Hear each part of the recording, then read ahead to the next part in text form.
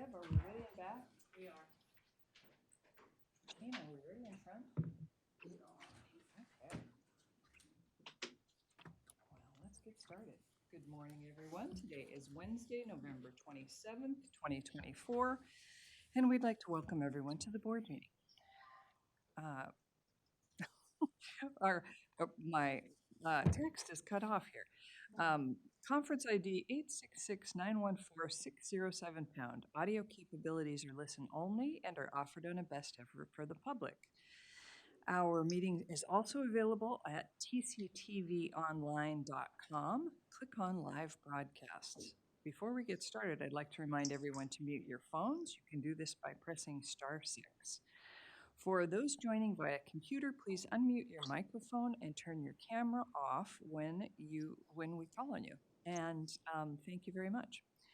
I'm going to skip this beginning part because the text is cut off and it isn't what I don't have it fully memorized. Which is, you would think we all would, but You we would don't. think we all We would. don't.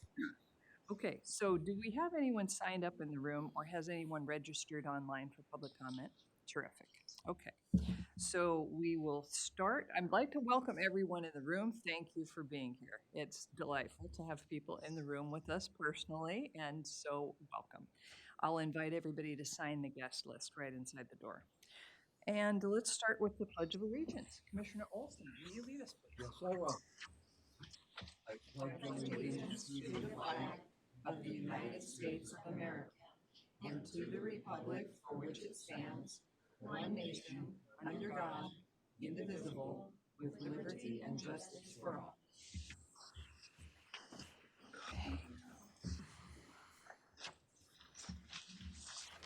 Good morning, Pete. Okay, so, well, let's just start with public comment. Deb's getting a list for us. Annie Bishop, please come up.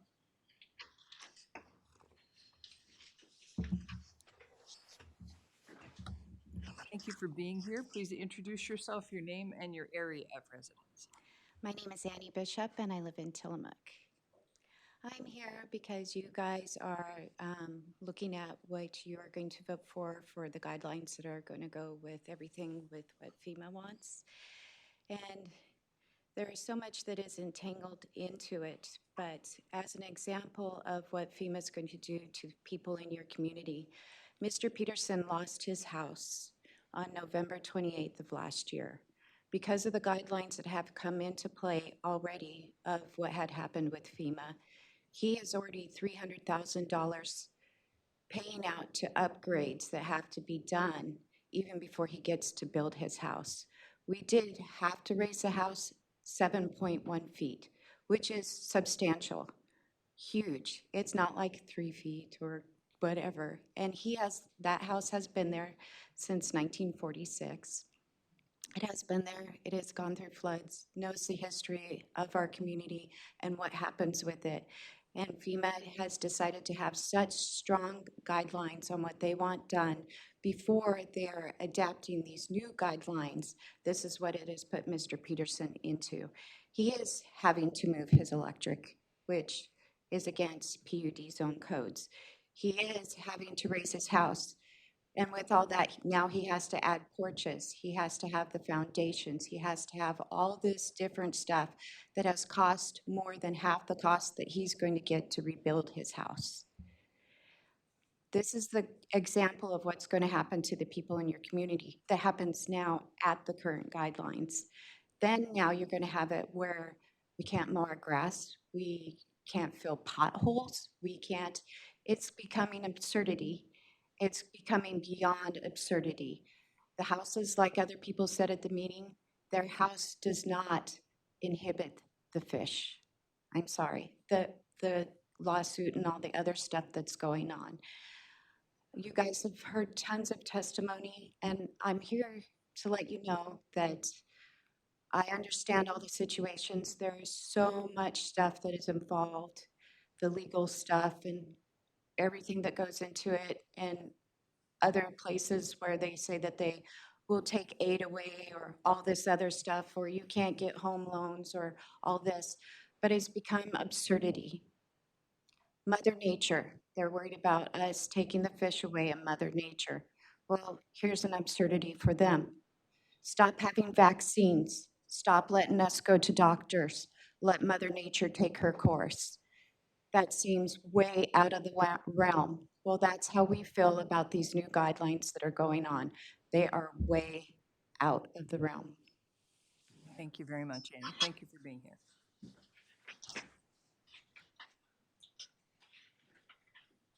And our second person, April, please come up.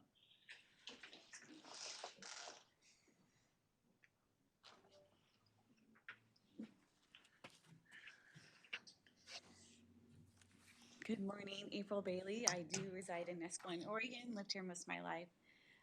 I'm coming today to thank you because I appreciate the spirit of the response you're taking against the FEMA demands. As the previous speaker said, there's a lot of evidence how FEMA can divide communities. I'm sure you've seen the reports of political politicalization of FEMA, where they didn't even offer help to people who had Trump signs in their yard in certain states. They offered a lot of the flood and hurricane residents like $700 for help. And I don't know that those really have much to do with people who have FEMA flood insurance specifically, but that's all they thought they had to offer them. And these people lost family members, lost their homes, lost their towns. It's rather disgusting. So FEMA is very corrupt, and I sent you guys another story about that. And I realized that you have to weigh the interests of the other residents that do have FEMA flood insurance. I understand that, or possibly the county. I don't know how that exactly works with you, but I'm not even sure they're going to come to help us if if we need help. I'm not that confident. And so you're doing the right thing, and I appreciate that. But as you look forward to the future, we want you to continue to stand against these kinds of encroachments. They're not helpful to the residents for sure, with their private property, because that is their work, that is their life. But it's certainly not helpful to the county. As you guys know, you could be sued for loss of property. You're definitely going to lose property taxes.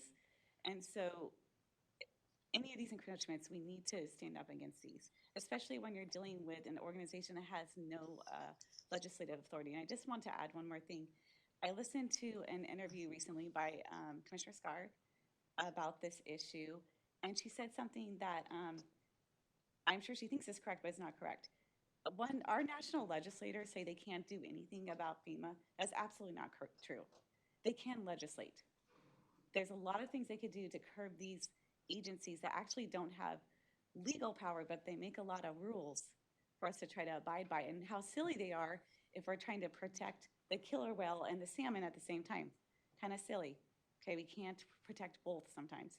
So we need to be a little bit more based. Our system is not three separate branches that are equal. Actually, they're branches that are supposed to balance each other. Okay, and so when the legislators refuse to do their job, this is what happens. And it doesn't matter who is the president, whether we like the administration or not. We have to watch out for things like these things because we have a lot of career bureaucrats that make these decisions that hurt individuals, like the man that Annie mentioned. So I have a petition that I'm going to leave with your council. These people are totally against this. A lot of them have property in the floodplain, and they still are against not what you're doing, but the FEMA pre-implementations. Thank you very much, and we really appreciate what you're doing thus far. Thank you. Okay, any other public comments? All right, we'll move into the agenda, starting with item 5, which is recognition of Jamie Craig, Environmental Health Manager for an Oregon Environmental Health Association Sanitarian of the Year Award. With us, we have Marlene Putman and Jamie Craig in person. Welcome and good morning. Good morning, and thank you for the opportunity to spend a few moments recognizing Jamie, who's our Environmental Health Manager, for the award that you just mentioned of the Sanitarian of the Year, which is presented by the Oregon Environmental Health Association And I have the little language that they have on their website. This award is given in recognition of outstanding achievement in the field of environmental health. And a little bit of background about Jamie. She's been an environmental health specialist with the county for some time, but she was promoted to the environmental health manager and took on that role during a particularly challenging time with COVID coming and a bunch of other activities happening and expansion of services in our community. She is integral to our team and in providing direct support to businesses and organizations with which she has built trusted relationships, and she continues to work with those folks to develop their businesses and to respond to questions in the community. She has a tough job. She's basically a department of one, but she does have two part-time folks who assist her, and she stays on top of everything in multiple different programs that she works with and ensures that she's in compliance with the state requirements. She's a valued and trusted employee and is considered as such by me, but also other folks in our department. Even though she is a department of one person and her other part-times that assist her, people in medical, dental, behavioral health reach out to her and rely on her guidance just to get things done. So I appreciate Jamie and the opportunity to thank her for her work. All who know her are thankful for the person she is and the work that she does so well. So congratulations to her for this well-deserved award, which she has already received, but I'm just handing it to her again. So you can share that if you want for folks to see Jamie. And thank you so much again. Great Thank you. work. All right, And thank you for recognizing. Appreciate it. Yeah, thank you. Commissioner Scar? Thank you. No, I really want to acknowledge Jamie for this award, Sanitarian of the Year. This is across all of the state of Oregon. This is an award of her peers. These are people who understand the work that she does every day, who recognize her leadership in the field. And we in Tillamook County are very lucky to have her. And she literally, in my opinion, does probably the hardest job in the county. I think the second one is probably, if maybe not on equal par, are those in our planning department. And the reason is the parity of those jobs is that we are handed regulations by the state of Oregon, whether we like them or not, that we are held to. And for Jamie, for environmental health, she is the face of the regulations that everybody hates. And it means for her, she has to show up and say, I understand that. How do we get you through this? How do we walk you through something that seems ridiculous and is difficult? And we get that. How do we get you there? And she does that work, and she is tirelessly doing that work. So I just want to appreciate her for what she does in Tillamook County, and I want to congratulate her on her recognition at a statewide level for doing the hard work. So thank you so much, and congratulations, Jamie. I think it's fabulous. Thank you. Commissioner? Thank you, Madam Chair. I would second what my colleague said as well. It was just a few weeks ago you came before the commission and took a bit of a beating for your price recommendations. And as I recall, it was carried over a week and there was some questions. But that's part of the job. And you do the job, and I can't really add much to it except to say when you receive something from your peers or your colleagues or in some cases voters, the electorate, I've always considered that to be a high honor because the people who know what you do and trust you single you out and give you some recognition. So well done. And when you come back next time with your fee schedule, you'll probably encounter some questions as well. But that's the job. And people who do their job and do it well are to be appreciated. So I, for one, appreciate what you do. So thank you so much. Thank you. Thank you. Congratulations on your award. Thank you. Glad to have you both here. Okay. Thank you. Thank you. Thank you. Okay.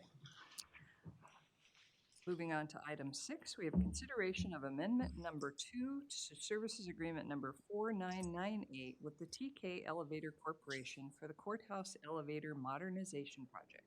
Kevin, good morning. Good morning, everyone.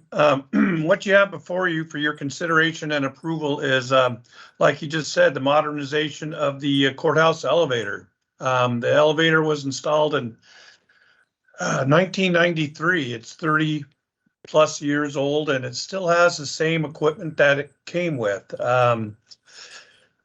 Equipment parts that we can no longer get in case something happens. The elevator's down for a considerable amount of time. You may remember maybe about a month ago, whenever I sent out a little notice saying that the elevator was down for foreseeable future. Well, the tech was able to, tech and I were able to crawl down into the pit and make some necessary repairs on a part that is no longer available. So if we weren't able to do that, the elevator would still be down to this day. So it's very important that we consider doing the upgrade for the elevator. The existing equipment could last another 6 months, 6 years, but then again, it could break down and go down for the count tomorrow. So, and the modernization is, as you can see, is not cheap, but they're going to be doing a lot of work, everything from the controller, power unit. I can really go deep with this with you, but car fixtures, there's 3 pages of upgrades that they're proposing to do to bring this up, to modern standards. Once you start working on some of these things that have been in place for these many years, you have to bring electrical up to code. You have to bring a new requirement is we have to have an HVAC in the equipment room. So that's another thing that code requires us to do that we didn't have to have in place when it was installed back in the day. So there's a lot that's going to be going on for about the week to 10 days that this elevator will be down for the upgrade. But part of that expense is what they call a ninja mod, which means normally if we didn't have that included in the price, the complete downtime for the elevator would be 3 to 4 weeks. With this, and of course we had to pay for the week turnaround time for the ninja mod, but it'll be down for about a 5 to 7 days, so considerably shorter amount of time to get it back up and going again. So that's about the size of what I'm proposing. Any questions?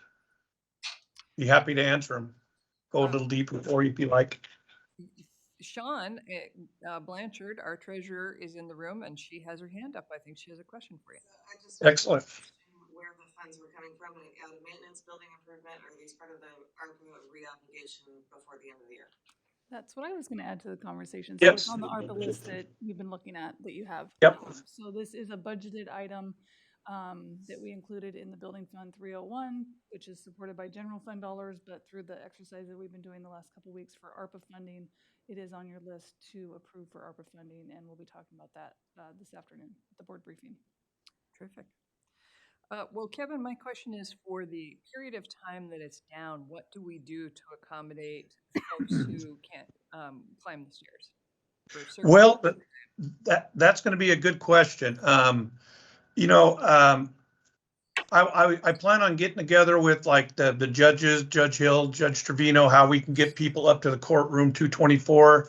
That might be bringing the conversation, the sheriff's office, maybe security, how we get people up the stairs. But that's going to be a definite challenge, and I'm going to have to reach out to other departments and figure out the best way to accomplish that. Thank you. Please work with Circuit Court before we schedule. Absolutely. Mm-hmm. Yeah, as this has been progressing, I've been letting the courts know that this is coming, not exact date, and yet we won't really know the exact date until everything is signed and sealed and delivered, and that's when they'll order their parts and the whole process will start. But I've been keeping them up to date about how this is going, and as soon as I know more about the dates, then I'll let them know and try to work my best to work with them about the best way to get people up and down the stairs and to the courtroom. Thank you. Hmm? Sure. Thank you. I have no real questions. It's pretty obvious that any facility of any size. And I think the threshold that I learned years ago was about 10,000 square feet building. Obviously, we well exceed that, and it's also a public building. Under ADA regulations, you must have that, and therefore it has to be kept in working order. And we have in Tillamook County a good many people who are disabled or who are elderly and don't negotiate stairs very well. And so this is an absolute no-brainer. It's going to cost some money, but it has to be done. I don't see an alternative, and so I appreciate that our staff is all over it, and it will get done, and accommodations will be made, and there may be some issues that need a resolution case by case, but I'm confident we'll get there. And again, just for the public's knowledge, there really are no options. You need ramps and elevators in America today, and that's what we have. Yep. Yeah, I agree. This is one of those needed pieces of maintenance. You certainly, very few people are driving around a car even from 1993. And here we are with relying on a daily basis for access to our building and elevator from 1993. So I think it's just a must do. I'm thankful that the ARPA dollars are there so that we will be able to, to make this happen. And I look forward to taking a ride in a new elevator. Well, I agree, and I'm grateful for your work, Kevin, and clearly we need a working elevator in the building. So thanks in advance for working with the department and circuit court to make sure that we can get access to people who need it. Sure. Thank you. Okay. I think you're right. Madam Chair, in consideration of Amendment Number 2, Services Agreement Number 4998 with TK Elevator Corporation for the Courthouse Elevator Modernization Project, I move approval. Second. We have a motion and a second. Any further discussion? Hearing none, I'll call for the vote. All in favor signify by saying aye. Aye. Aye. Passes. Thank you, Kevin. Thank you. Have a good day. You too. Happy Thanksgiving. Item 7 is consideration of a professional services agreement with Biohabitats, Inc. for a wastewater feasibility study. With us, we have Sarah Absher. Good morning.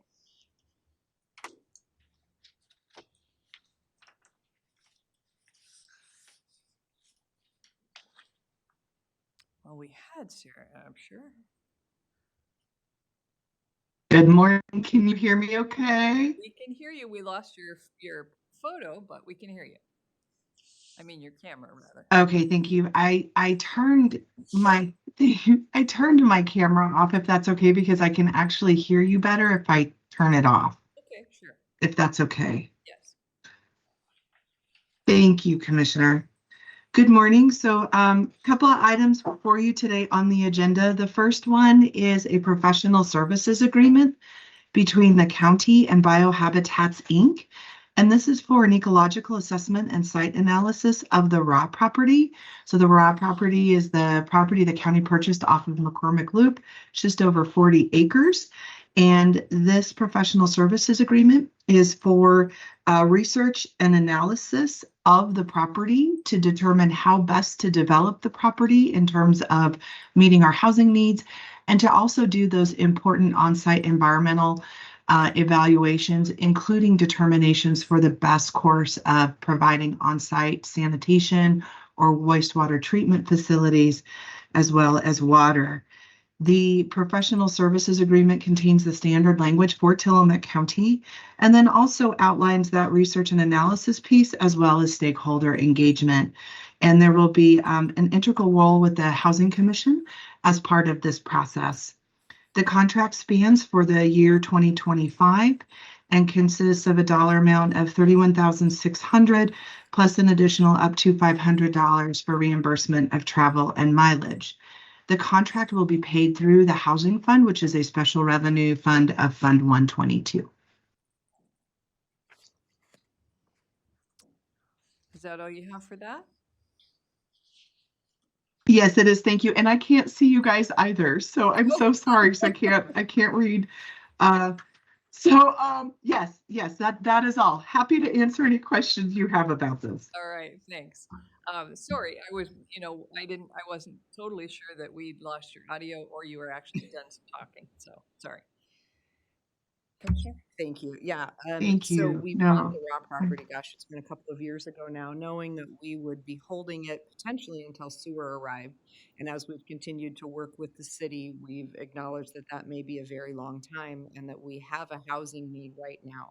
And so part of this is to look at, is there whether it be a temporary or even a permanent wastewater treatment system that could be installed that would allow the development of this property sooner rather than later. We're looking at a significant amount of funding that's coming from the state right now, as well as the federal government for infrastructure. And so while we desire at the highest level to work with the city of Tillamook, and will continue to do that work, obviously as a board, we have already done that and will continue.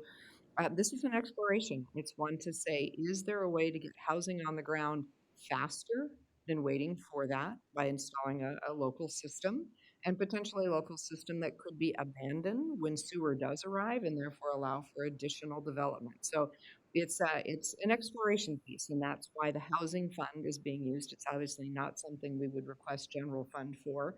This is specific to the development of housing. So I'm excited to have this group come on board and to tell us if there is a way that we can make use of those acres for housing sooner rather than later.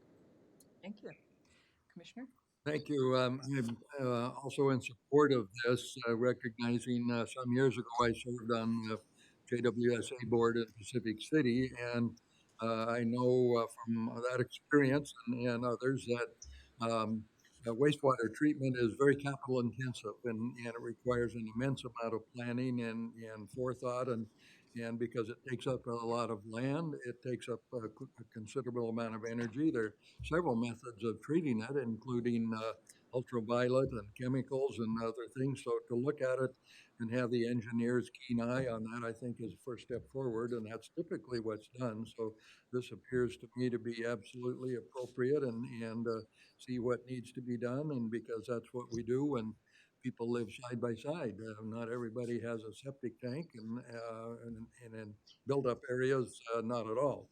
So this is a step forward, and I would say let's get it going. Thank you. I am also supportive, and my fellow commissioners have largely described the reasons why. I think there's so much opportunity with this property, and we all know how much we need housing in Tillamook County, and the potential for it to be a really nice family neighborhood with working class housing is tremendous. And so I support finding out whether or not is it possible for us to move forward, or do we need to wait for the city? So I think we need the information. Perfect. Thank you. Yeah, because there is certainly the option to move forward with individual septic tank construction, but that's not an option that anybody really wants to move forward, in part because of the decreased number of units that could be there. So this is looking for the highest and best use, and sooner rather than later. Thank you. Okay, Madam Chair, in consideration of a professional services agreement with Biohabitats, Inc. for a wastewater feasibility study, I move approval. Second. A motion and a second. Any further discussion? Hearing none, I'll call for the vote. All in favor signify by saying aye. Aye. Aye. Motion passes. Thank you. Sarah, as you mentioned, you have the next couple. Item 8 is consideration of a workforce housing property tax exemption application for Bayside Commons LLC multifamily housing development project. Sarah, to you. Thank you, Commissioner Bell. So before you is a property tax exemption authorization form, and this is for Darren Murphy and Bayside Commons. This is a 24-unit development that was a recipient also of the Housing Production Solutions Fund. And in there is a table that shows the number of 1-bedroom, 2-bedroom, and 3 bedrooms, and the average rent prices. On the section 2, it talks about the 5 requirements. I can confirm that those have all been met. And so we are at a place where we are finally seeing our property tax exemption ordinance and efforts come to fruition with an additional exemption request. So before you is that exemption request for Mr. Murphy and Bayside Commons. Happy to answer any questions you have. Thank you, Sarah. Commissioner Scar? No questions, just for those who are watching who may not know, the legislature passed a bill a few years ago that made it possible for counties and cities to provide a property tax exemption if they so chose to support and encourage the development of housing. Tillamook County was the first, and to the best of my knowledge, still the only county to take advantage of this provision. And I believe this is the second, Sarah, you'll have to correct me if I'm wrong, second property that has taken advantage of Yes, this? ma'am. Yeah, the second property, so it's not been a Yes, that is landslide. correct. Yeah, it's not been a landslide of properties that's costing us a huge amount of money, but it has made the difference for both of these properties on whether they had the financing available to go forward or not, by creating a smaller initial cost for them upfront. And at the end of, I believe it's 10 years, the property tax abatement disappears and they are taxed at the full value of the property. They continue to be taxed during that 10-year period at the value of the property prior to development. So the county is not losing anything we had before. We are simply foregoing the addition to that property tax for this window of time.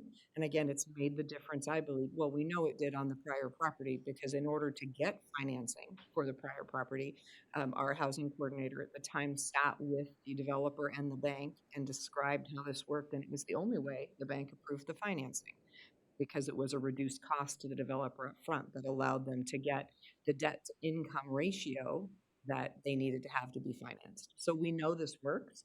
This is the second time it's being used. Darren Murphy has developed the Bayside Commons units. He's also in the process currently of working on the former Nehalem Bay House to turn that into senior housing specifically that will be affordable. So this is also someone who is in our community that will continue to live, work, and develop in our community. So again, when we look at the tools and our goal from the Housing Commission, it was to create a developer-friendly environment. And I think we're doing that. And I think this being the second project, this is Darren Murphy's first project, but the fact that he has taken on a second one lets us know that he agrees, that he appreciates the help and that these kinds of tools work. So I am obviously in support. Thank you. Commissioner Olson? Thank you. I too support this because, as we've talked so many times, and if you read the press at all, housing is one of the highest priorities across Oregon and much of America. And this is a step that can make it more affordable and, as was pointed out, encourage some financing that may not otherwise be available. And yes, homes that are not in the property tax rolls for a period of time, but it's also a profound incentive to make things happen. And I think that's the way a lot of things are done now. If you can get a tax exemption of one kind or another, that's one less burden that stands in the way of getting the job done. So absolutely, let's do it. Wonderful. I am excited about this also, for all the reasons my colleagues have mentioned. I think that whatever we can do to incentivize workforce housing, incentivize developers to invest here, is a great investment. And I had the pleasure of being at a Bayside Commons event before folks moved in, and got to tour the facilities, and they're just beautiful. And it's just a wonderful thing to have this kind of development in Tillamook County and in North Tillamook County that has the reputation for being totally unaffordable. There are a lot of people who work in North Tillamook County, who work in Manzanita, who need workforce housing. So I'm 100% in support, and also grateful for Mr. Murphy and for the other folks who are making the investment in housing in our community. Okay, Madam Chair, in consideration of a workforce housing property tax exemption application for Bayside Commons LLC multifamily housing development project, I move approval. Second. We have a motion and a second. Any further discussion? Hearing none, I'll call for the vote. All in favor signify by saying aye. Aye. Aye. Aye. Motion passes. Okay, and item 9, Sarah, consideration of a letter to the Federal Emergency Management Agency regarding pre-implementation compliance measures. Sarah. Thank you. Before we dive into the letter, if I could be permitted to make a statement, please. Please. Thank you. Ooh, um, so I just want to start by saying thank you. I want to thank the commissioners for their bravery and courage to support communities. This is not an easy decision to step out in front of such a serious issue. And like everyone else, I want to thank you for what you're doing today.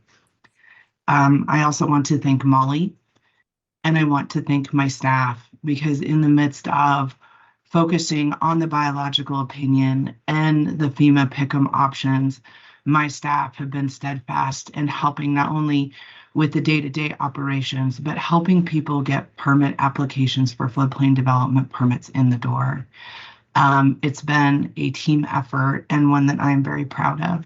So thank you all for what you've done and what you've allowed me to do as well. This is not the end. I would say this letter brings us forward into the beginning and start of a new process. And so with that, I would say the letter before you, you have received a tremendous amount of community support for, including I did have a nice conversation with Paul Snyder from the Creamery the other day. I'm not sure if you received a letter from him, but the letter before you for your signature is a letter that I would submit to FEMA to meet the December 1st pick'em deadline that outlines an alternative option to the 3 pick'em measures that FEMA has forced us to choose from starting December 1st for implementation. This 4th option is essentially a safe harbor option that provides landowners and developers with an opportunity to proceed with development in a responsible way that adheres to the Endangered Species Act. The letter outlines the requirement for a no-take letter from a biologist and explains to FEMA the justification and support for taking this action. With that, next step, should the board approve and sign this letter today, I will send this letter to FEMA in their pick'em email inbox by December 1st as required, and then continue to work with Molly and report back to you on that process, where we will starting next week immediately implement the hold harmless agreement. I will be providing a list of biologists, and then also the next step would be looking for working with a team of professionals that myself and others in the community know to make sure that we have references for landowners to biologists who do this kind of work that can help them. Lastly, in the coming weeks, I will be bringing forward a letter from Oregonians for Floodplain Protection. We have talked about continued support in their efforts for litigation with a contribution to that. As you are aware, there are communities that have contributed $25,000 this coming year for litigation. Some have contributed $5,000. I am proposing a different number in between that, especially given the amount of money that we have already invested in this over the years, including this year's Molly and I continue to work through as the cooperating agency on the NEPA review process. So we are also still paying for her time in that as well, which in my opinion benefits all cities and counties in Oregon.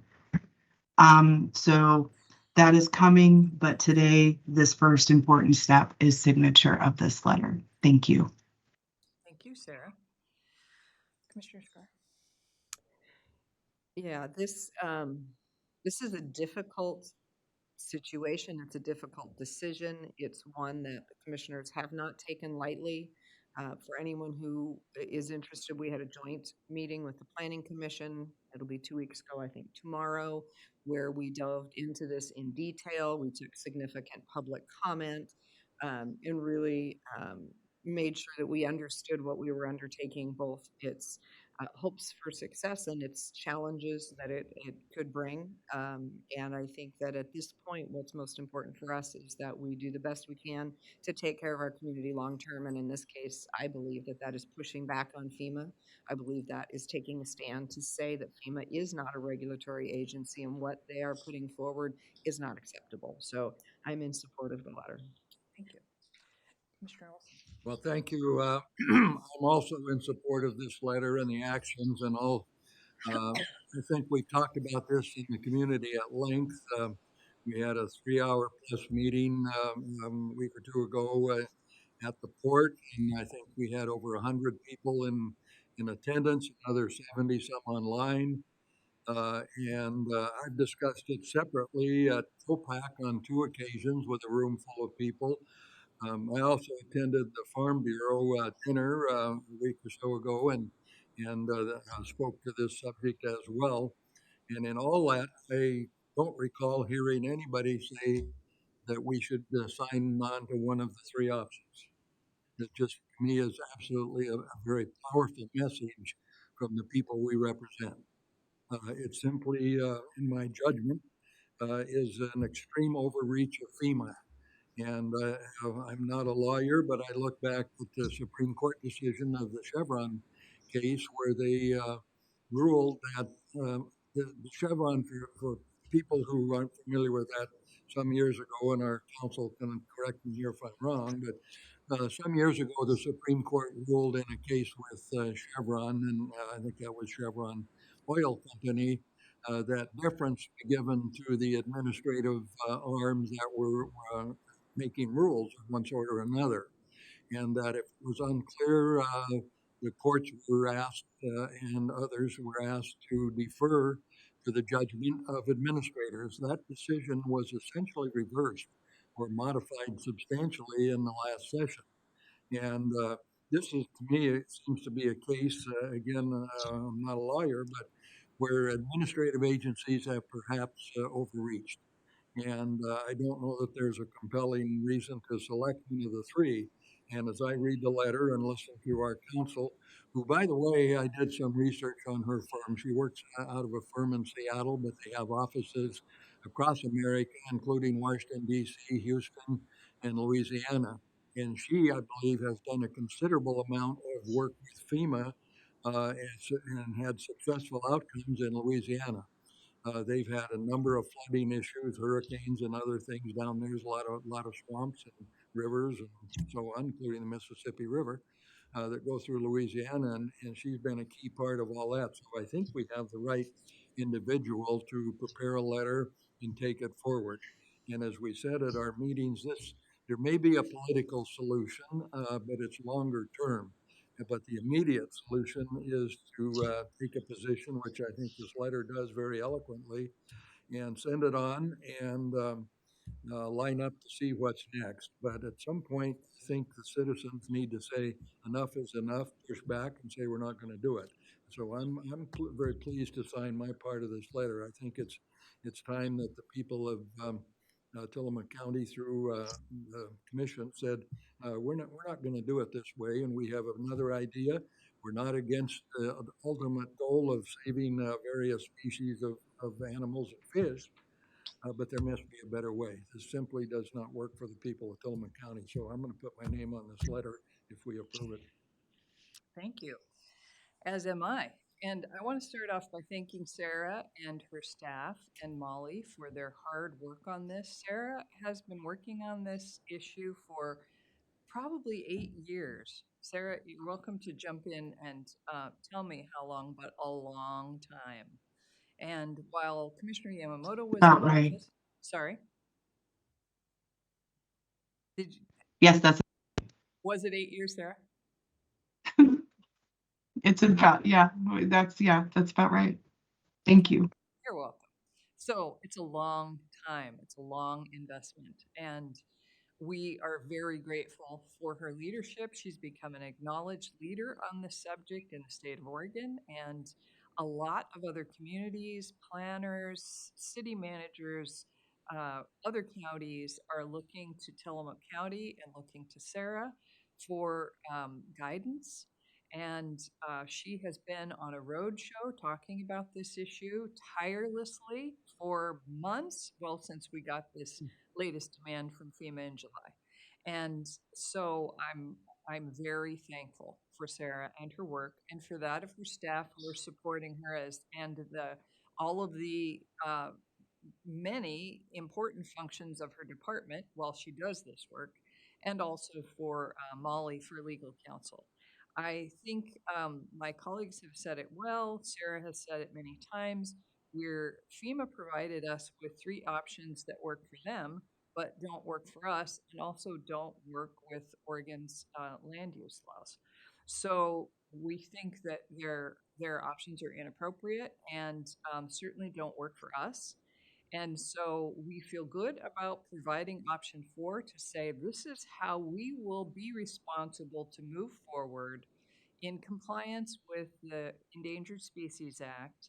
We think that option 4 is legally defensible and puts us in good stead moving forward as we continue to push back on these new regulations.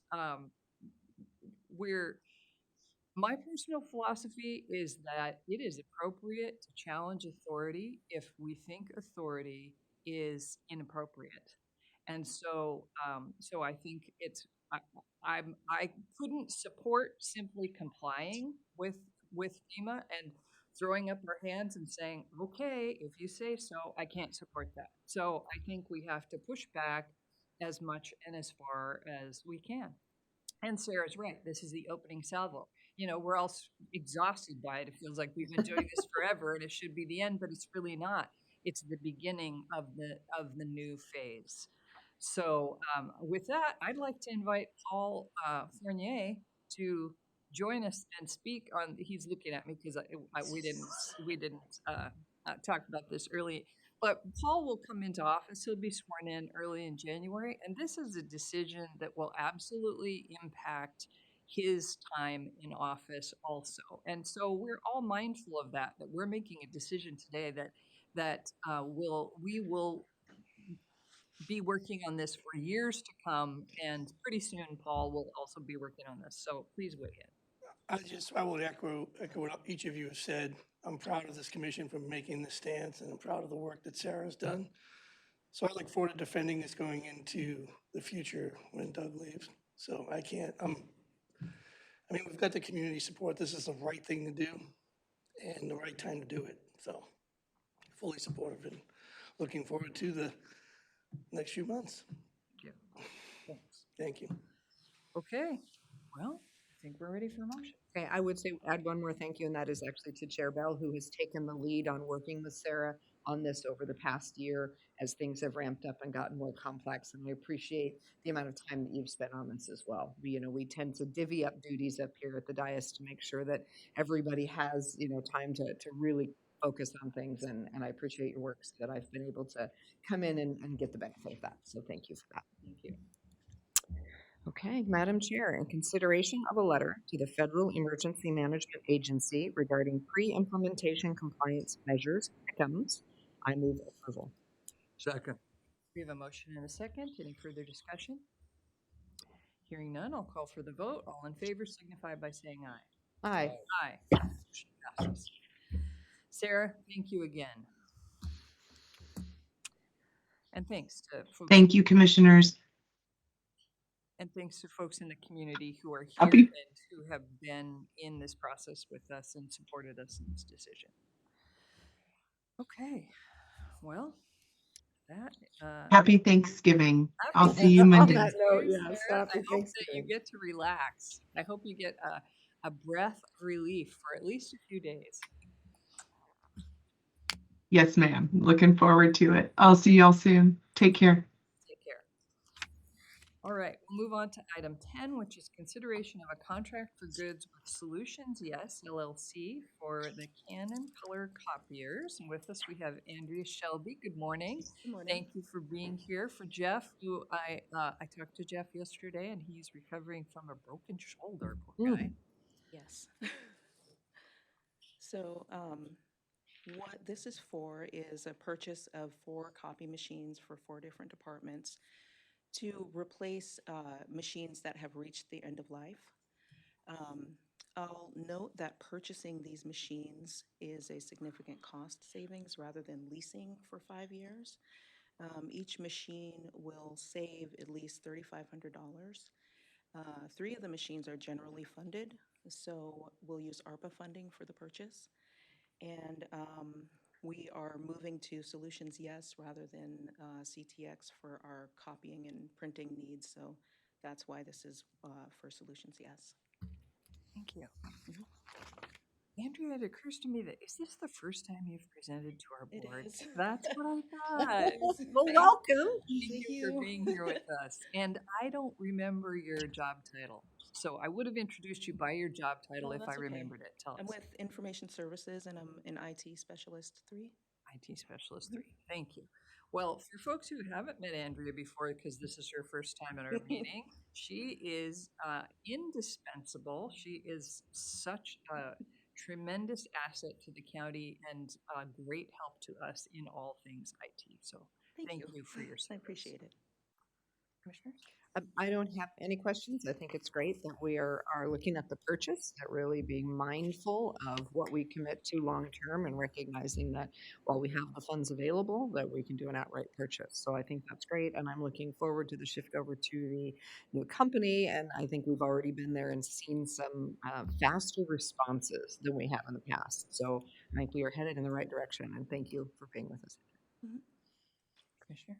Thank you. Well, I support this as well. I had asked a question, I think, of Rachel some time back, and why are we leasing rather than buying? In the long run, it's almost always less expensive to own, and you do carry service policies. So, yes, I received a message too that Jeff had injured himself somehow, and but there's a quite capable staff. I know when my computer has seized up a time or two, I make a phone call, someone comes up, and it's fixed usually within the hour.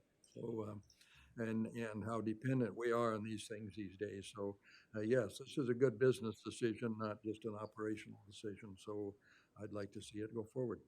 Thank you, as would I. And I think it's worth noting that this is one of the cost-saving budget measures. We've been looking, we've been scouring the budget for where can we save a little money. And as my fellow commissioners have mentioned, it turns out that you save a little money buying copiers over leasing them. Even though leasing is the standard business practice, we hope that it works out in the long term to be cheaper to buy them than to lease them, given maintenance and upkeep, et cetera. So it's we hope that we're saving some money doing this. I think we're ready for motion. Madam Chair, in consideration of a contract for goods with Solutions Yes LLC for Canon Color copiers, I move approval. Second. We have a motion and a second. Any further discussion? Hearing none, I'll call for the vote. All in favor signify by saying aye. Aye. Motion passes. Thank you for being with us. Thank you. Okay, item 11 is consideration of an out-of-state travel request for Aaron Scar to attend the National Association of Counties Conference in Washington, D.C., February 28th through March 5th, 2025. Thank you. So I know we all just got back from the Association of Oregon Counties Conference this last week, where we have talked about how important it is for us to stay up on current topics as well as to learn from our peers.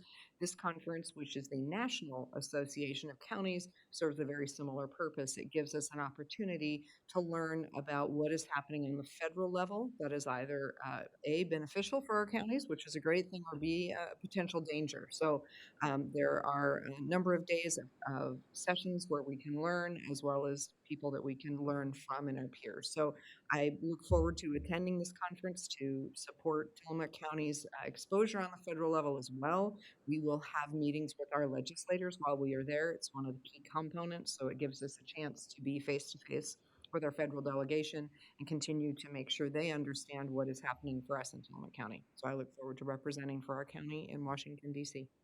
Thank you.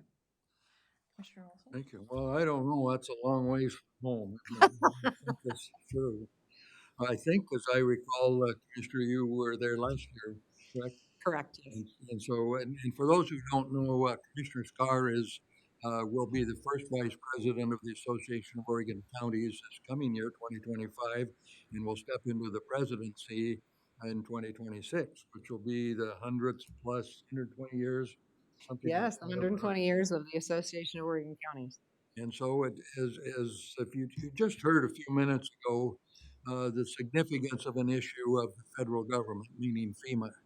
And we don't live in a vacuum, nor do we work in a vacuum. And we are influenced daily by what goes on in Salem and Washington, D.C. And to sit here and deny that, it would be foolish in my judgment. And so what you do is you go over to Salem as required, and you meet with other people here in the county. And from time to time, you go to a national conference because we're not interested, I think, in reinventing the wheel. Almost every situation has become an issue elsewhere, and we can learn from that. And we can also, as she pointed out, talk to the people who make a lot of decisions, which is not necessarily the elected official. It can be their staff people who make a lot of at least recommendations and then carry out decisions that are made by Congress. And so to sit here on the West Coast and let things happen to us, I think is a false economy. You need to go back there and sit down with these people, look them in the eye, and say, what about this and what about that? And I've done that a few times over the years, and it's hard to measure the success, but I can tell you, you will absolutely have zero success if you don't try. So I'm absolutely supporting of these sorts of things because we do not live in a vacuum.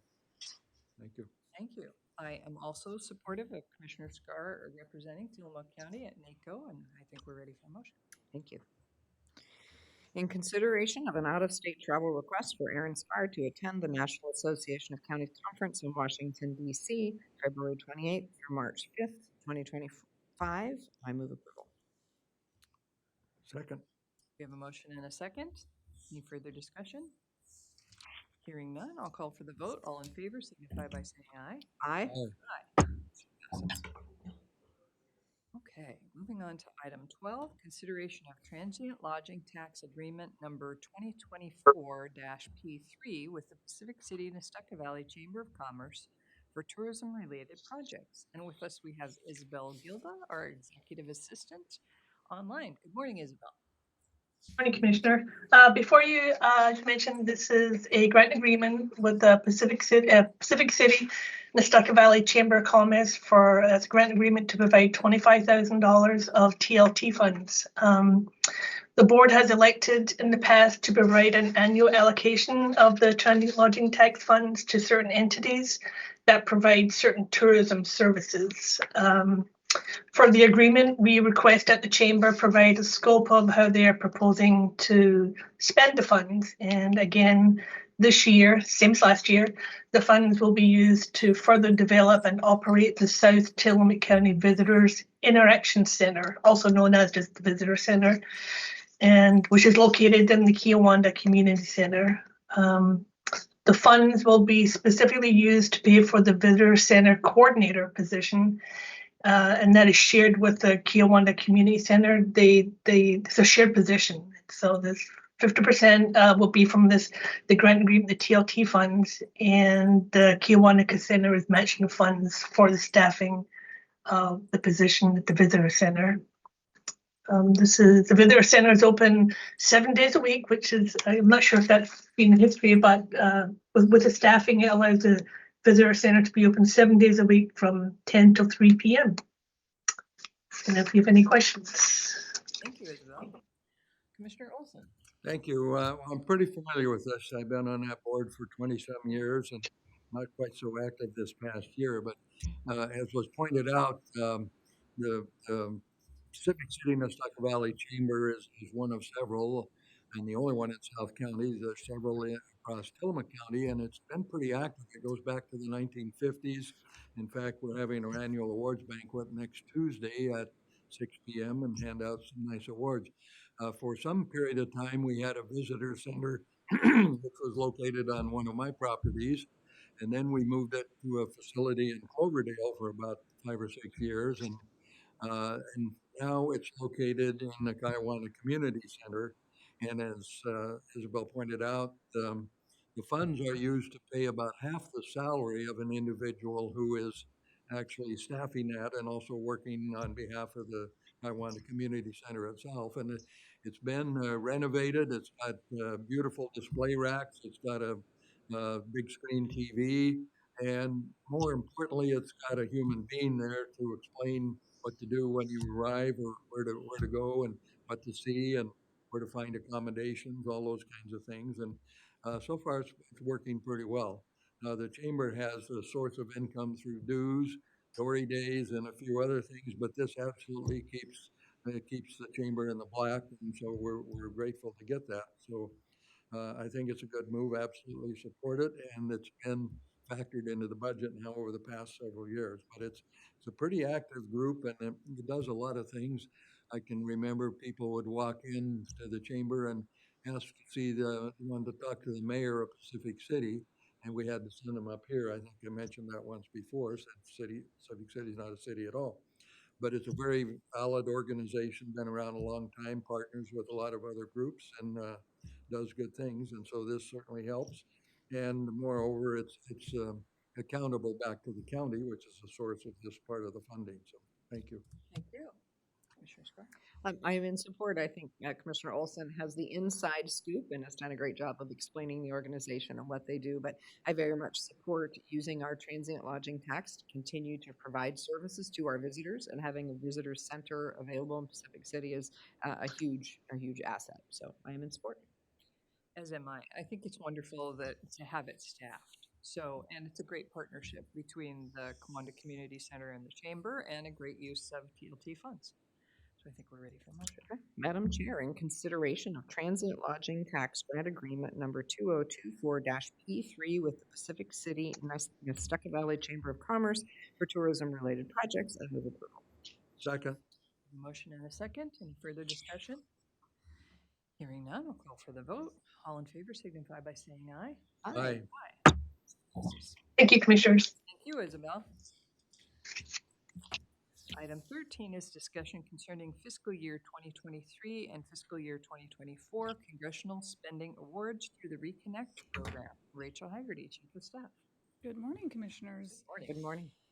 The county's received two congressional spending awards for a broadband project, working with Tillamook Lightwave to construct middle mile service along Highway 22 to ultimately serve homes in that area. After we actually have not received any of the funding yet, but trying to go through all the hoops that we need to do to secure an actual grant agreement, we have ran into several potential issues that have caused the county and Tillamook Lightwave to question whether we actually want to receive the funding. You talked about this during your October 30th meeting, where we formally denied accepting or declined accepting these two awards, and the reasons were set forth in that letter, and that was sent to the U.S. Department of Agriculture, declining those funds.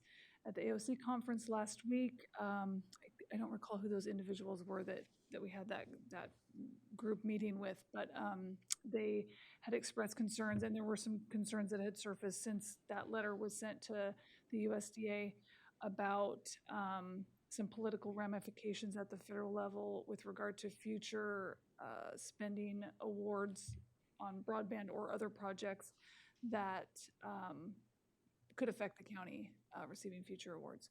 So during that that get together, it was decided, it was highly recommended and urged that the county send a letter back to the USDA affirming that the county commissioners are still interested in continuing discussions to just ensure that there are no other pathways to accept and spend this money efficiently and effectively. So we did that. I did that on behalf of the commissioners, with the next step being that it would be discussed during today's meeting. So you've declined these two awards. You've reopened through my letter to the USDA those conversations today, and this is a forum for you to talk about what you want to do next. Did I capture that accurately? Yesterday was kind of a... Can I add just one other piece in there? So prior to the meeting at AOC, there was a meeting held that was intended to be with commissioners and Chris Walker, our representative from NOAANET that supports Tillamook Lightwave. And in the last minute, his airplane flight got rescheduled, and I was the commissioner able to be at that meeting. So just to that was the first step in this process, in which our congressional delegations really shared with us the importance of making sure that we had walked down every single pathway of support from them and from the federal government and our TA providers before we return this to the point that Rachel brought up of really essentially putting Oregon in a position and Tillamook County most certainly in a position to not be in line for future earmarks. So it's one where we had reached out to technical assistance providers in the summer. We had not made that full connection with them to do this additional body of work. And so in the meeting that I was in with our congressional leaders, they said, you know, we actually have technical assistance providers. I think they're Partners for Prosperity, I think is who we met at the conference. They have funding available that we think can help support some of the costs that are concerning to the county, including the environmental costs and next set of exploratory costs up front. We really, really urge you to reconsider turning this money down. And they said, we really need to know this immediately, because what will happen is that because we had sent that letter, the Treasury will essentially just pluck those funds back. And they said, we really, really don't want that to happen because of the political ramifications that Rachel mentioned.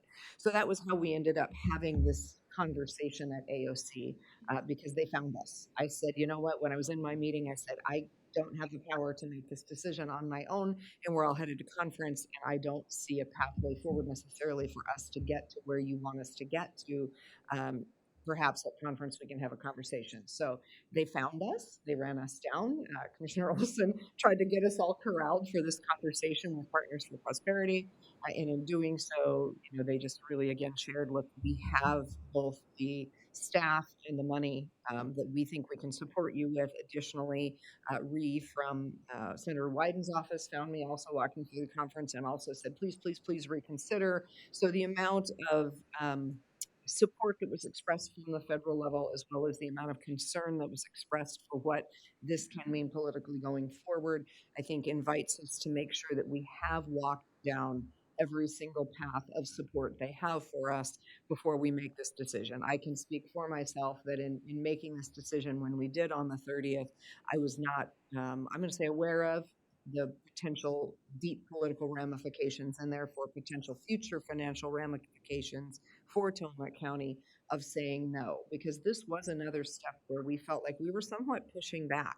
We were pushing back on the federal government and the regulations that they bring to the table for this funding that were not upfront with us when we asked for it.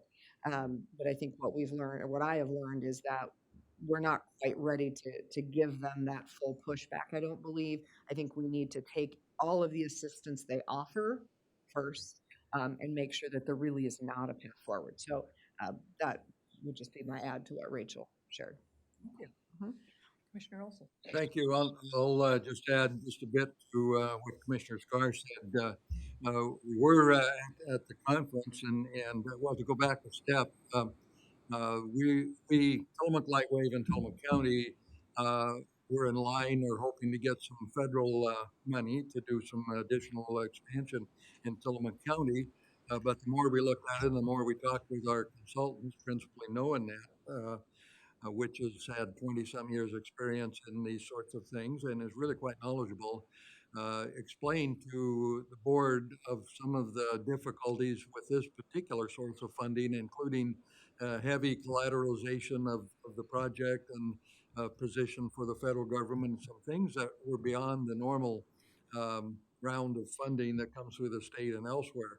And so we thought it would not be necessarily in our interest to do that. So when we're at the conference, there were two people approached me, Joe Fennell, who is a owner of Blue Mountain Networks and also sat on the Oregon Broadband Council for a number of years and is quite well regarded across Oregon in this industry.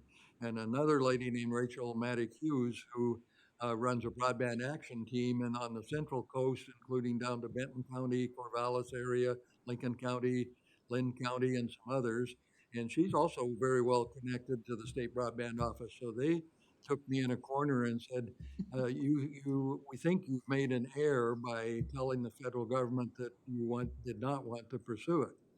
And they explained why that sometimes you at least want to keep the door open. And that led to our conversation that Commissioner Scar mentioned. And so essentially what we would do if we agree to this is put our foot back in the door and say, okay, we're still not necessarily comfortable with all the terms and conditions, But don't count us out, because maybe there's a way it can be done and some other funds can be secured to help with some of the bureaucratic side of it.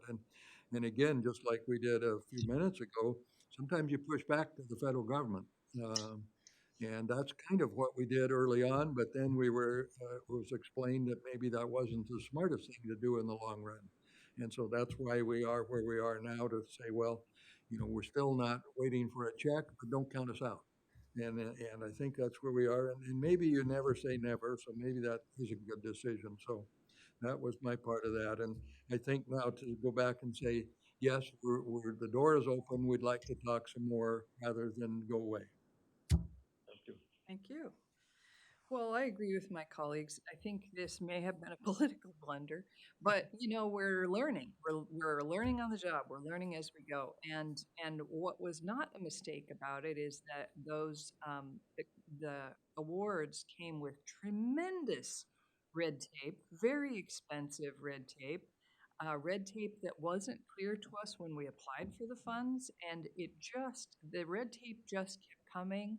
Well, now you have to do this, and then you have to do this, and some of it didn't even seem possible, and so it wasn't what we thought we applied for, and it was, the $1 million, for example, seems like a lot of money, but it's a small amount of money for broadband infrastructure, and with all of the red tape that was coming with the money, it didn't even seem usable.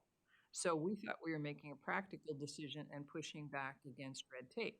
So in retrospect, maybe we could have gone to them first and said, you've made this so difficult that it's not usable, and what can we do? But that's essentially what we did with the decision. Was we said, you've made this not usable. So I am happy to roll back that decision. Well, maybe happy is a strong word. I don't mind rolling back the decision and saying, can we work through this together? Is there a way to work through this so that we can use the money to provide broadband in Tillamook County, which is, of course, what we want to do. So I think the process is okay. It feels a little awkward, but awkward's not the end of the world. And we'll see if we can make it usable. The good thing that I was trying to look for silver lining. Thank you. A good thing that could come out of this is that we can't be the only county who found all those conditions, all that red tape untenable. We can't be the only ones. And so for us to have opened up the conversation about, we're grateful to receive the money, we certainly need the help, we want to do the work, and all of these conditions make it impossible.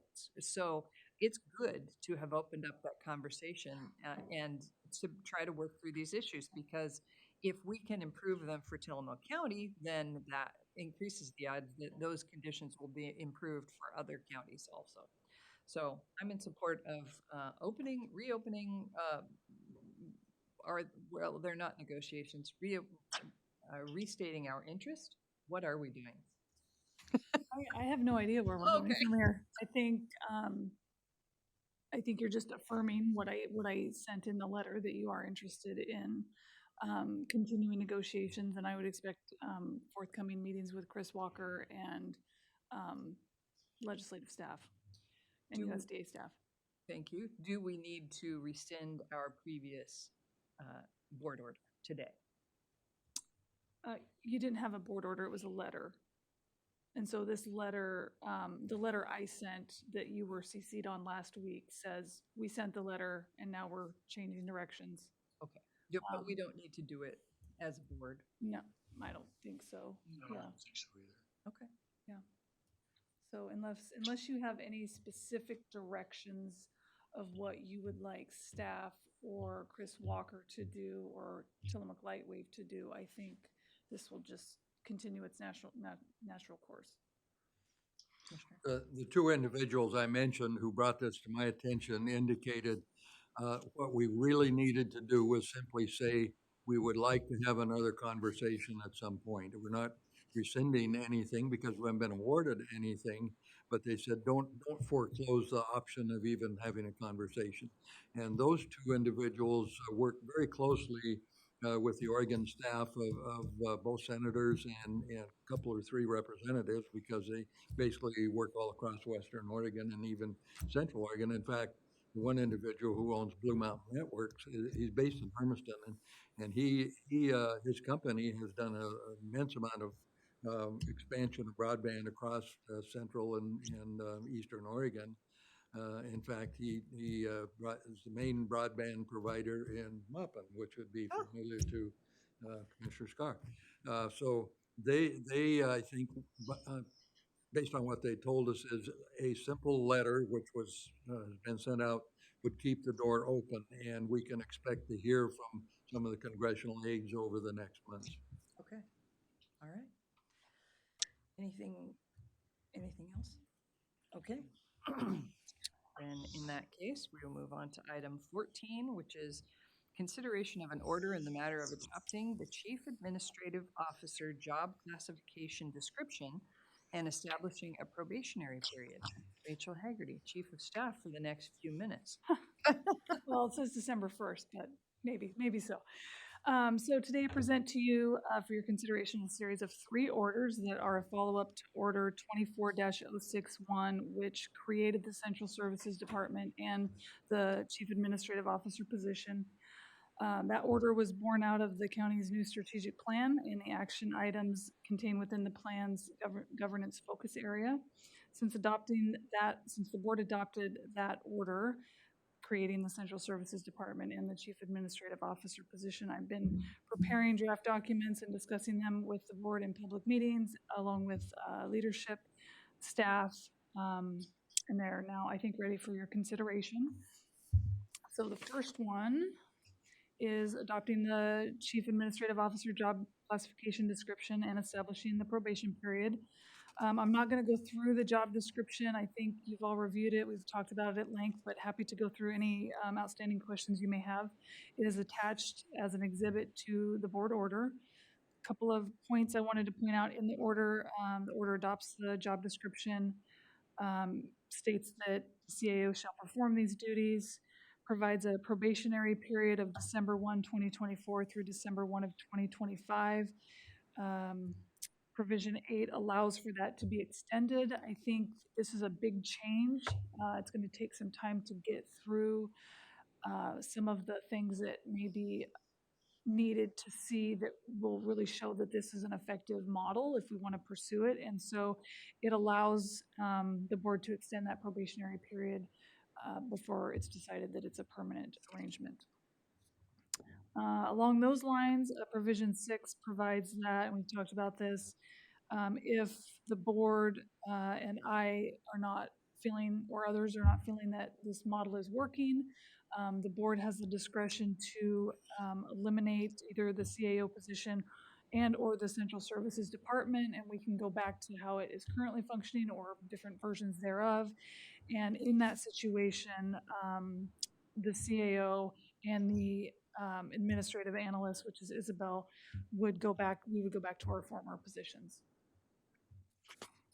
And that is all for this order. Ready for your consideration. Thank you. Commissioner Olson? Well, thank you. I'm absolutely in support of this, and I guess the only, we have talked about it on numerous occasions, I think, both in briefings, work sessions, and this meeting as well. What has impressed me, having been around this stuff for a long time, the speed under which this happened. This, I think, conversation began maybe in the summer, and here we are end of the year, and we've created a whole new department and a new senior position and some additional things that we'll take up in a moment. Rather than move at the speed of government, this has moved at the speed of good administration, in my opinion. It simply, when it became very clear that this is a preferred way of doing business and there are considerable improvements in time, cost, energy to be saved, then it went forward. And we didn't authorize studies. We didn't talk about it for 6 months or a year create a committee to study it and report back in 18 months. That didn't happen. And so I'm pretty impressed that this got all done, and I think we have, as we've said, we've got the right person in there. And so I think we've are falling into a model that works in almost every organization of any size, meaning central services where you combine some internal services to all the various departments and agencies, and they have a bit more oversight and a better way of doing business. And I think this is going to work. And if it doesn't, there's a fail-safe to go back and reverse it and rethink it. But I'm pretty comfortable this will happen, and I'm pleased that it didn't take 18 months or 2 years to figure out how to do it. So you got my vote. Sure. I think Commissioner Olson has covered it pretty clearly, so I will just say I share my support, and I'm excited for us to really work on this new structure. Tillamook County has been here for a very, very long time doing business as usual, and we are at a point where it's time for us to modernize. And I think this was one of those key pieces, so I am fully in support. Thank you. As am I. For folks who have not been listening to us talk about this for the last couple months, the nutshell version is that this is a structural reorganization, and it's in response to work that we did in the strategic plan. And I think we believe that it will create greater efficiency and better customer service internally. And because what's changing are the internal service departments, and we're lucky to have Rachel in this position, available to do this work. And I feel great about the fact that in the strategic planning process, we identified problems. We identified areas where broadly internal users, county employees, said here are some areas that need improvement, and so we came up with a solution, and we're applying the solution. So we're taking action. So I feel great about that, and I appreciate Rachel's work in putting this together, because she's been doing several jobs putting this together, and so I know, burning midnight oil, working weekends, it's been a lot. So thank you. I think we're ready for an order. Okay. Madam Chair, the consideration of order number 24-066 in the matter of adopting the Chief Administrative Officer job classification description and establishing a probationary period. I move approval. Second. We have a motion and a second. Any further discussion? Hearing none, I'll call for the vote. All in favor signify by saying aye. Aye. Aye. Aye. Congratulations, Rachel.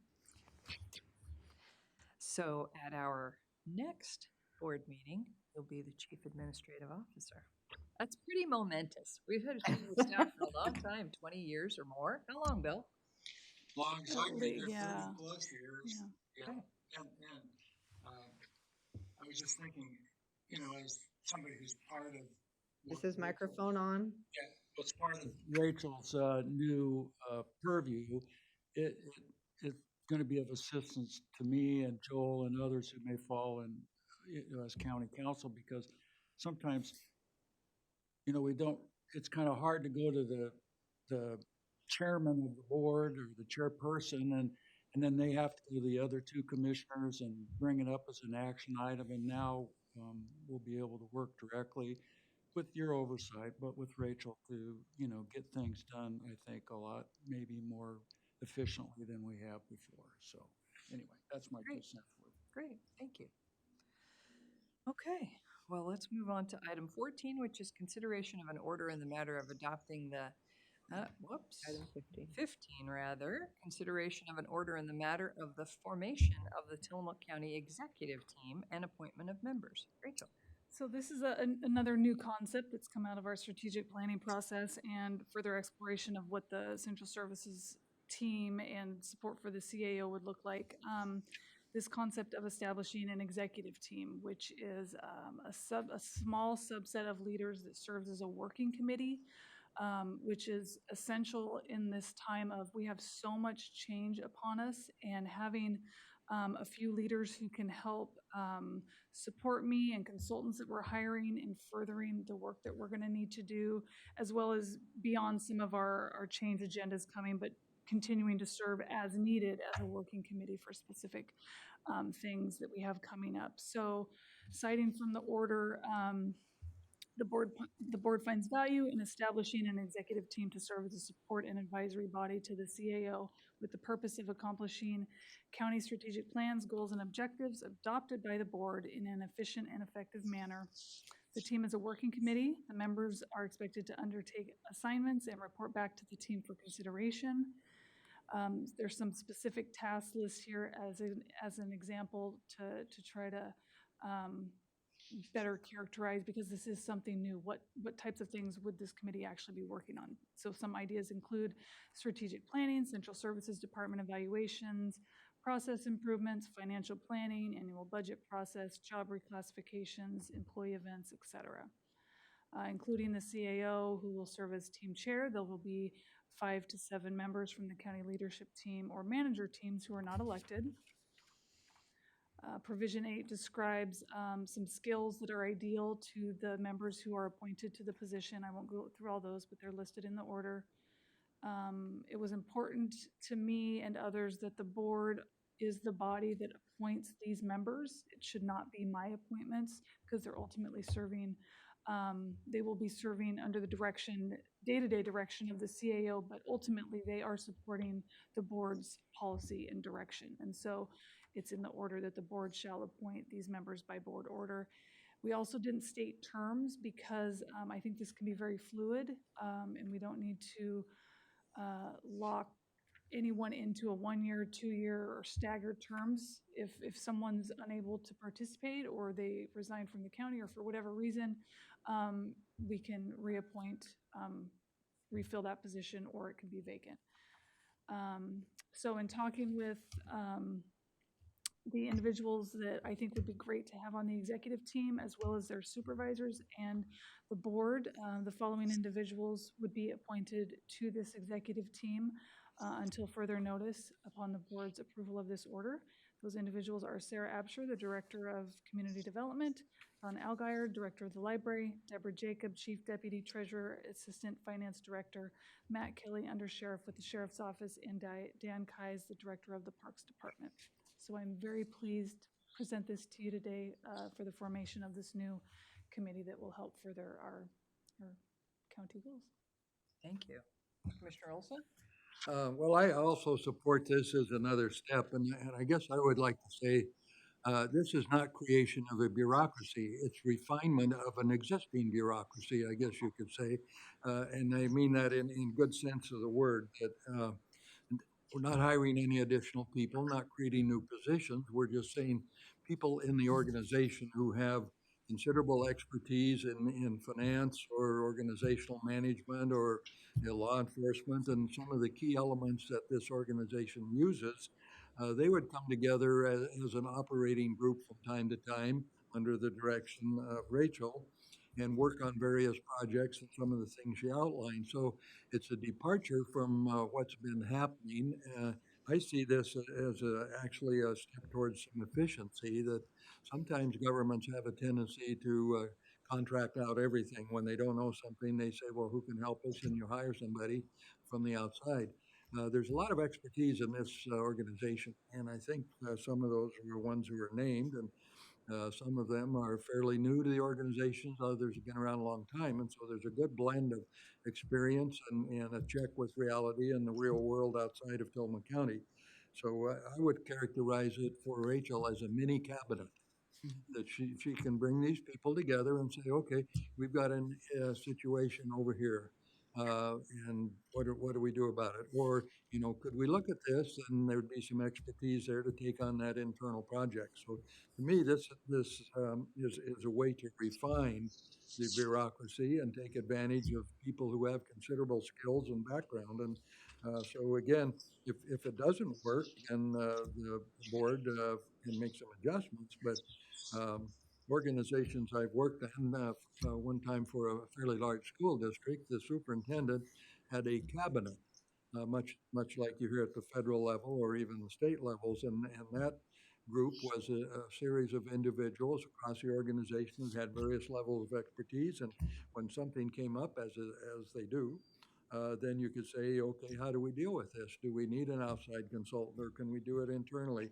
Or do we kick it over to council, or what do we do? And so I see this as another step towards efficiency to use the brain power we've got here and make better use of it. Thank you. Thank you. Commissioner? Thank you. I think Commissioner Olson's done a good job. I think from my perspective, this, as commissioners, we have been tasked often with creating solutions, and we have to create solutions sitting here in a public meeting only with those who are in the public meeting with us. And that makes it challenging at the county level for us to necessarily craft good solutions. So I look at the structure that we are building as one that will really make, to Commissioner Olson's point, more efficient, more effective, and in my opinion, better solutions.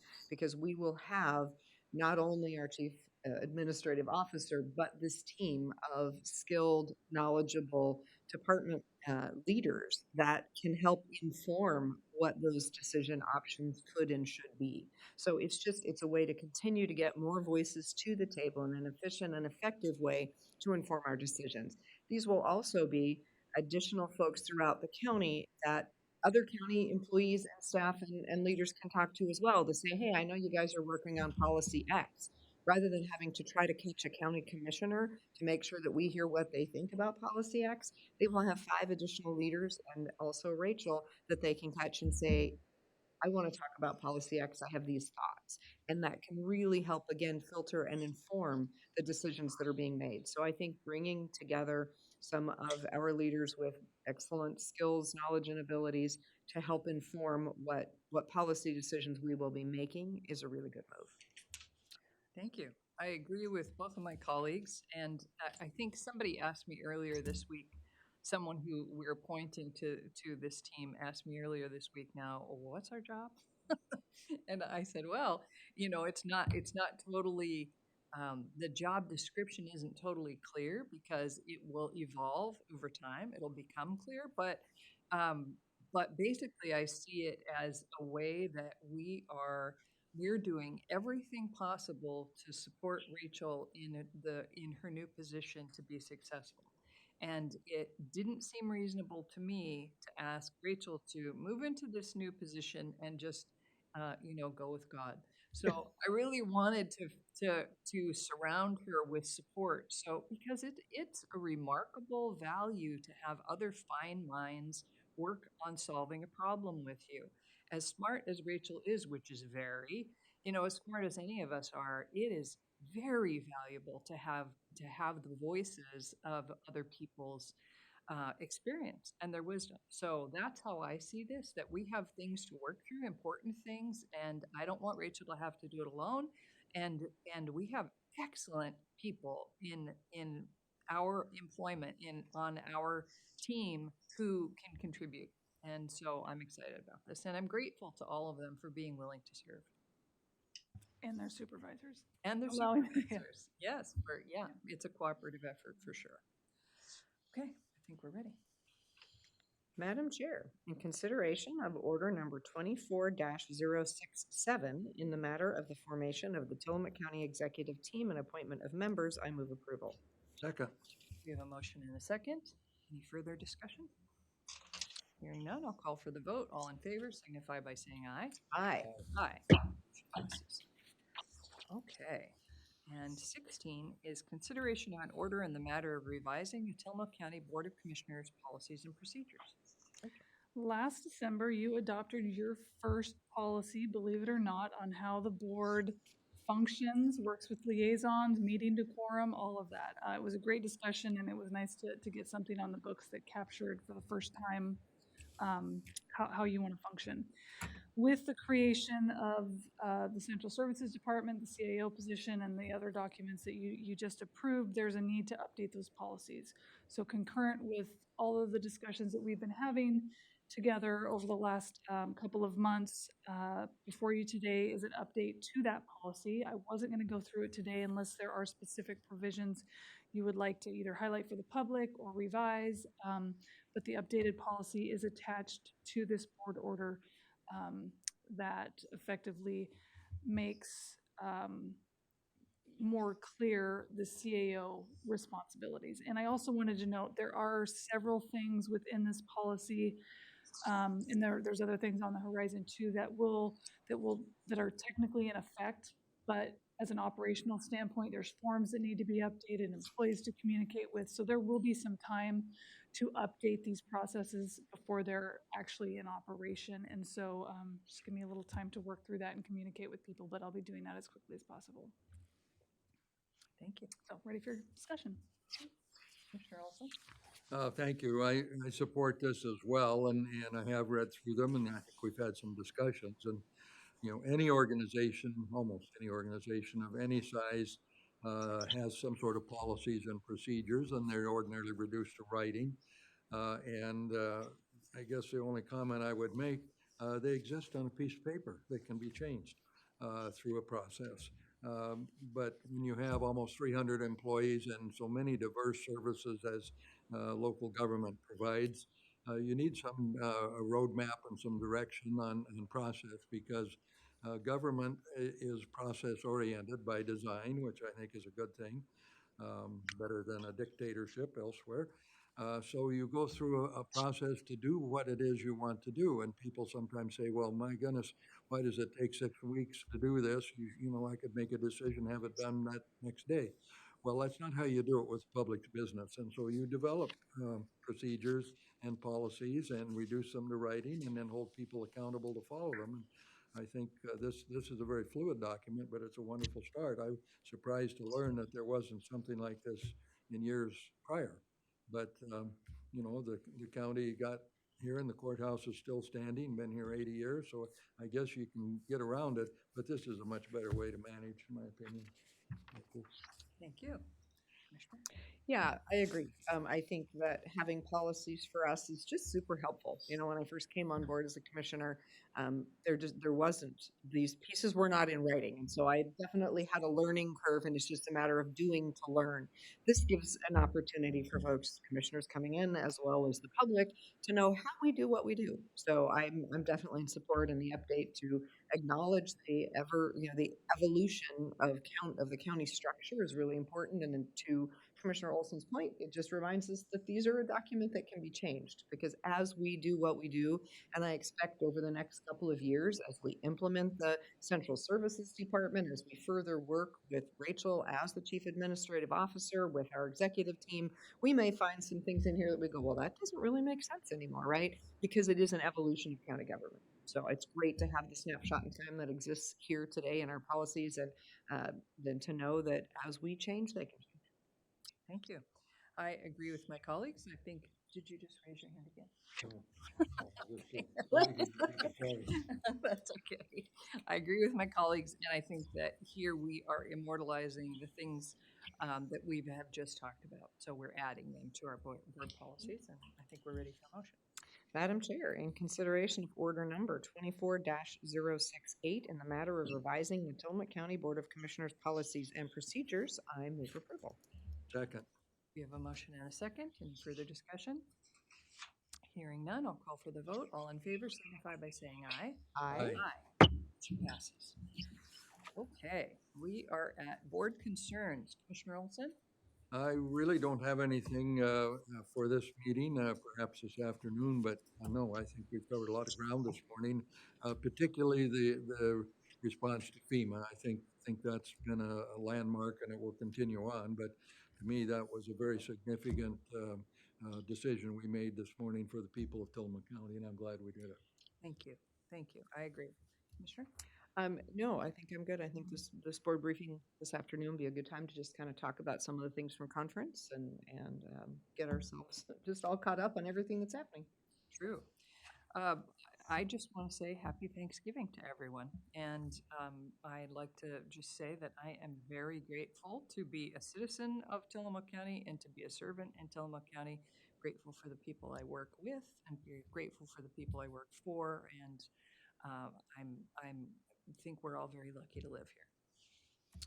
So I'll read our announcements. The commissioners will hold a board briefing on Wednesday, November 27th, 2024 at 2 p.m. to discuss weekly commissioner updates. The meeting will be held in the Board of Commissioners Meeting Room 106 at the Tillamook County Courthouse, 201 Laurel Avenue in Tillamook. The teleconference number is 971-254-3149. Conference ID 866914607#. Thanksgiving Day is an observed holiday for the county and the Oregon State Circuit Court. All the county offices in the Tillamook County Courthouse and the Tillamook County Library, administrative offices in the jail and justice facility, Public Works Department, Department of Community Development, Surveyor's Office, and Health and Human Services Department, and clinics will be closed on Thursday, November 28th and Friday, November 29th, 2024. And with that, we are adjourned at 10:40.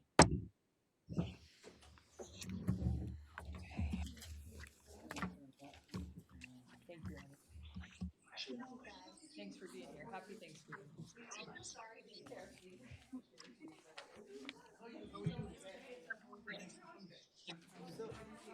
Yeah, ARPA, and then we're doing park fees. I noticed all the materials were attached to that board briefing for park fees, but I didn't hit on the topic. I got that by looking at the folder online. Oh, okay. Okay. It's just ARPA. Okay. The only thing on the topic list was ARPA this morning, but I realized that's a field document. Yes, Dan does want to talk to us about park fees, but I don't know if it was today. Oh, He was corresponding to Debbie about the 11th, but we don't have a board meeting, so it's still in flux. Schedule. Oh, yeah. I did you give us the ARPA list already? No, we're setting up. Okay. Somewhere. Have a blessed Thanksgiving. Thank you. Taking some, I really appreciate it. So I have